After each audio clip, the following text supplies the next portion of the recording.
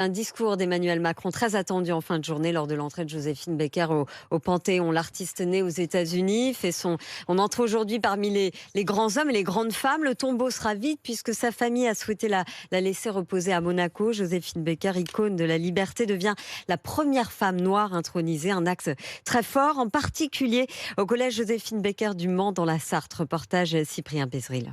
Dans cette classe de 4e, chaque jour ou presque, les élèves parlent d'elle. Quelqu'un peut me rappeler rapidement qui était Joséphine Baker? Alors forcément, ils en savent beaucoup, comme Aéroute et Océane. Elle a aidé à faire passer des messages pendant la guerre. Grâce à elle, il y a eu des droits pour les femmes. Ce sont surtout ces combats qu'ils retiennent et certains comme Lina ont conscience du symbole d'aujourd'hui. On célèbre son entrée au Panthéon dans un endroit important où des personnes ont fait des choses importantes. Pour Aynodine, c'est la panthéonisation d'un modèle, celle d'une femme qui a déjoué le racisme.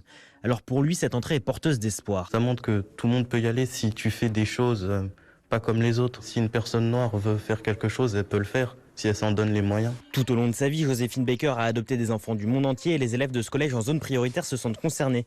C'est ce qu'explique Nathalie Dufumier, la documentaliste qui a organisé une exposition. On a quand même la chance ici d'avoir une multitude de nationalités. Et quand on parle là d'une tribu issue de 12 nationalités, c'est évident qu'ils font un parallèle, parce que finalement, ce sont des thèmes très actuels. Les élèves regarderont ensemble avec leurs professeurs la cérémonie d'aujourd'hui.